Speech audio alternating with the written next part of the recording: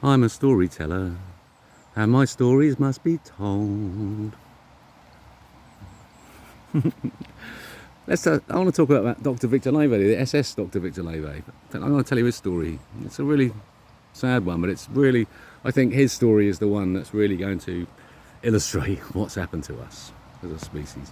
So, a guy who's going to grow up to be SS, I think he's Untersturmführer at the time, Viktor Lewe, SS Unterführer Viktor Lewe, we find him in 1941 in Sachsenhausen, and he is the head of pathology there. If you've been to Sachsenhausen, I believe that I've seen a photograph. There's a picture on the wall of Viktor Lewe there, and there's a photograph of him. That's where I got the photo of SS Dr. Viktor Lewe the younger. In that photo, he's an Obersturmführer. He's as high as he went. So he's Untersturmführer doctor, and he's head of pathology. He's come from Buchenwald, where we don't know what he did there. Presumably he was under charge of pathology. But we know what he did in Sachsenhausen. There's testimony that from one of the capos, the prisoners, that if they had any people with tattoos that were deemed interesting, Lewe wanted to know about it. And if he was then told about it, then that person would be called up to the pathology department, and then he would get called up, this guy, given the testimony, to remove the body, and there was always a body. He testifies that he's been in Lewe's office and that there are tattoos in jars, and he's handled such material in his own hands. So that's where we find Dr. Viktor Lewe in 1941. He's there a year, and then he gets ill. He gets tuberculosis, and I'll fill in his career after that in a minute. Okay, so he's risen to a peak of head of pathology in 1941, doing that kind of work. 1912, Clemens Alexander Viktor Lewe is born to Joseph Lewe, who is the elder of the Lewe children from Lunningen, which includes Dr. Viktor Lewe, Bernard Wilhelm Viktor Lewe, the serious engineer who I've been interested in. So it's his nephew. So the elder brother, Viktor Lewe, the elder, is the middle of 5 brothers. There's a younger daughter, Lisette, I think, and so Joseph is the eldest. And Clemens Alexander Viktor, the younger, is Joseph's child, born in 1912.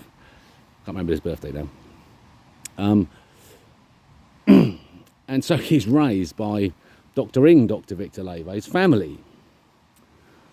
So my question is, how do you create a Nazi?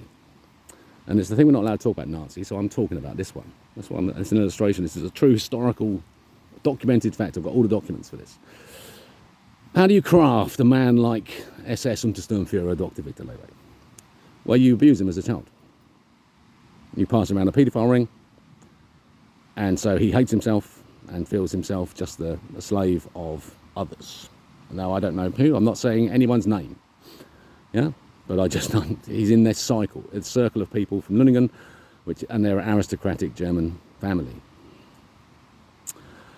So, I suspect abuse. Sexual abuse are probably the most heinous kind, because that's how you end up with such a heinous adult. In 1912, we find SS Dr. Viktor Lewe, I'm certain it's him, in 1934, doing a degree in law. There's a dissertation online, which I've got a copy of. It's very boring, it's in German, it's very boring, I haven't done it, but it proves that he did someone called Viktor Lewe did a law degree in Tübingen in 1934, and Tübingen is Viktor Lewe's alma mater. So there's a real connection there. It makes sense that Uncle Victor would help little nephew Victor get a place doing his degree. But it's in law. It's in law. And so I don't know what happens to him after that. And then I find him again, yeah, as I told you. So we know he's in Buchenwald, and then he moves to Sachsenhausen, where we have this documented trail of what he's done and what he does. And we can kind of understand perhaps a little of how we crafted that man. He's just doing what he's told. He thinks that if he's really evil, he'll find love, real love, from the people he respects and loves, like uncles and the people, whoever's abused him, whoever that might be. he really respects them as individuals and as adults, but through that gets abused, and he's been sexually abused. So he's really fucked up in the head. Hence, what are sadistic acts? That's how. He's just desperate to be loved. He's a child desperate to be loved, is what I see. The moment that he was abused is the moment the door is closed, and then evil just moves in. Right, I've got some information on what he does, and I'm going to go get to it in a bit, because if we have to do this in a nice timeline. So I know then that Lewe got tuberculosis and was in a period in hospital. And then at the end of the war, we find him, he's in a couple of SS battalions, but on the front line as a medic, clearly, working in the background, looking after the artillery regiments, I believe. And it's his medical skills that do him good.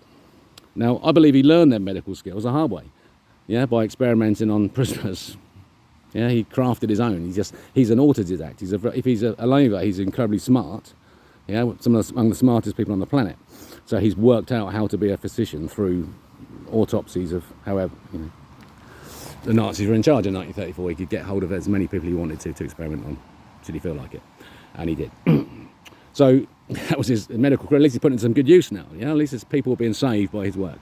And then at the end of the war, he becomes a doctor in a village called Hazelroon. I think that's how you say it, but it's next door to Luningen. Interestingly, they're tiny villages, really, next door to each other. So he's back on his stamping ground where he's comfortable.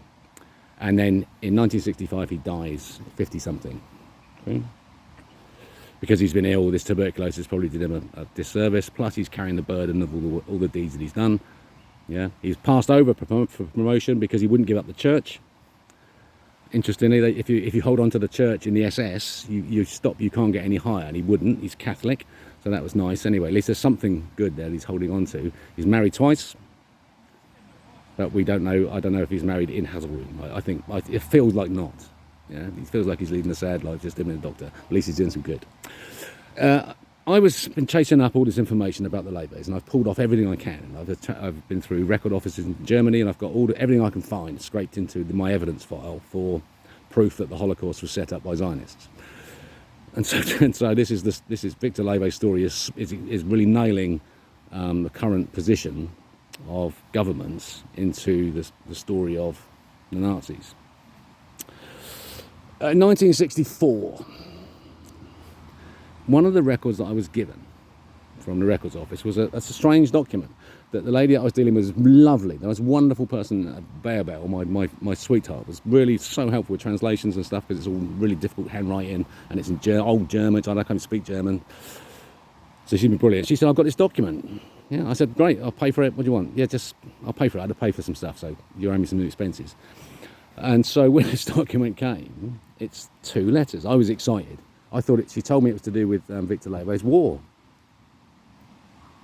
deeds. And I thought it was going to be a big file full of all the stuff that he'd done, and that I wanted to know why he wasn't prosecuted, and I guessed that maybe he'd fingered some people, some names, he'd coughed some names in the trial. Hey guys, all right? Hello. I'd maybe coughed some names, and in his file there'd be some names, and that would about the abuse at the beginning, because if he's singing for his life, he's going to tell the truth. So I wanted to know what names were in this document about the paedophile ring, suspected paedophile ring. But what it actually was 2 letters, and it's the banality of evil, and it reveals what Lewe was actually up to.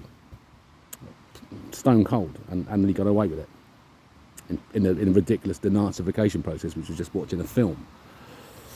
Okay, so here's chapter 2. Chapter 2. This will be episode 2. I'll cut this one down. Chapter 2. In 1970, Bruno Beggers is on trial for war crimes, for stuff he did in the war. Bruno Beggers was part of the Angelherb unit, based in Stuttgart, which was the University of Stuttgart. And Beggers was involved in it's the pseudoscience arm of the Nazis. It was where they did all that crazy stuff, plus the subhumanism was being proven. This new physics was being built, new science was being built, proving that the Aryans were the kings and that the subhumans could be treated as slaves. And they wanted a collection of specimens in Stuttgart, in the museum, so that people could go and take their wives and their kids and go and look at all these skeletons of the subhumans. And there was a process called, it translates in German as just skeletonizing, but I've seen it in English, it's macerating. And it means just creating a skeleton from a body. And an order came in from Stuttgart University, Beggars and his team there, 4 bodies from the concentration camps. Now, it took 4 years to bring Beggars to trial. It starts in 1964 when they decide to prosecute him. They realise what they've got on their hands, what kind of a proper Nazi, and he needs to face what he's done. So he's in prison for 4 years while the investigations are taking place, along with a couple of other guys. As part of that investigation, Viktor Lewe's got fingered somehow. Yeah. So my guess is this, that although most of the skeletons and the bodies were ordered from another concentration camp, I can't remember which one, not Sachsenhausen, an order must have gone into Lewe, knowing his keenness for a specimen, to, if he sees any particular specimens of subhumanism, yeah, we'll have those. And so Lewe does his macerating, his skeletonizing of those particular bodies, and they are added to the collection in Stuttgart University. That's my guess. That would make sense, yeah? Because Lewe's definitely been fingered, and I'll explain why. At the trial, I finished there, Beggars is found guilty, and he's given 3 years, but he's already served 4, so they let him go, and he died in only 10 years ago. So he lived a long life. Interesting character. Look him up. He's on Wikipedia. Yeah, great. Now, let's go back to Viktor Lewe. That's the big story that's going on in the background in the Annaherb unit. That's fucking really big stuff, Nazis. Where the power is, the symbolism, the propaganda stuff, the warping of minds to create a psychotic society comes from the Annaherb unit. So Lewe's got a connection in a different way than his uncle. And so the banality of evil. Yeah, chapter 2. This is subsection of this chapter. There's a letter from the chief prosecutor in Lüningen saying, why are you giving me this problem? The problem he's been given is this. In 1964, he's been asked to investigate Viktor Lewe and his crimes from scratch, it seems to me. He knows Lewe. He's in Haselroom. He's a respected doctor. For 20 years, he's a respected man of the community. And this guy does not want this aggravation. Yeah, oh, for fuck's sake, how long ago was this? Jeez, I thought we'd nailed all this. Let's move on. Yeah, but nonetheless, his boss is telling him to carry out this investigation. So what he does, he constructs a letter that says, I think this should be handled by a different authority, and makes a case for that, and he's right. He's right. It should be handled by a higher authority. He can't manage this. It's ridiculous. 20 years after, who's he supposed to talk to? How is he supposed to investigate this, for goodness sake? So he kicks it upstream. So it's a really interesting letter. As a manager, I'm going, oh yeah, I see what he's doing there. He's get that off his desk. But the way that he describes, he downplays the crimes that he knows has happened. He says he was only in Sachsenhausen for a year. He's only head of pathology for a year. Like, he didn't have much time to do much in that year. Fucking hell. Incredible. But nonetheless, I can see what he's doing. He's just playing a game. Just doesn't want to do it. It's not worth it for him. And bearing in mind, we know Lewe dies a year later, so he's right to waste any time on it. Pointless. And then there's a letter back saying, yes, okay, I'll kick this up to Frankfurt, back up the stream, and let's see what they say. So clearly it just dies. But the way that they discuss the skeletonizing is just as data and detail within the letter. It's frightening to see the banality of evil in action. And it links it right, because I was born in 1964, so here I am. This action is taking place when I'm born. So I'm now alive while this action, so it's not even history now, this is living history, this is me. And I'm now carrying this story forward, because this is all buried information. The denazification process, Bruno Beggars went through it, and they missed him. I can't understand how. It was so precise. What they did was they made some films and made people go and watch them. And he slipped through that cunning plan. How did he manage that? I don't understand. Because it's too hard. It's too hard a task. You couldn't fucking denazify. Yeah? The people have to choose not to be Nazis. And that means don't be a narcissist. Don't follow your programming. Follow God. And I think in the end, Dr. Viktor Lewe did, because he wouldn't give up his religion. And so he healed himself. He found his own way. And perhaps, and I like to think it's healing. He spent 20 years being a great doctor, much loved in the area. Good old Dr. Viktor Lewe. And a known character. The Lewes are well known in the area. And so we go back to Lüningen, and we see our family here, the The 5 brothers and the daughter, and what happened to them all? I don't know. I can't find anything out about the rest of the Lewes. I've got some death dates and some little bits and pieces, but I don't know what happened to Joseph. There's nothing. The daughter, the baby of the family, must have been so treasured. I wonder what happened to her. I hope she wasn't abused as a child. Even just thinking about it makes me feel sick. Knowing the hands of these paedophiles. And think about this. I've connected the Annenherb unit, which was associated with the most heinous of abuse of children, to the Lewe family. And I'm not making any accusations at all. I hope Viktor Lewe is a hero. I suspect that he, rather like his nephew, that he learned the error of his ways at some point in his career. And I like to think he was murdered by the Nazis in 1936 and died a hero, because he's my hero, whatever he's done. Because in my heart, I know that Dr. Viktor Lewe, died with forgiveness and love in his heart. And I won't hear any different, unless someone can prove it to me. It's a lovely story, isn't it, really? Although it sounds awful, it means you can have an examination of what's happening outside your window, in a historical context, and go, okay, yeah, we have had it for quite a long time now, think about it. There hasn't been a break from this. There's been pauses, but, we have not had a ceasefire, really. Let's have a ceasefire. Happy Christmas. Happy New Year. Welcome to New Earth.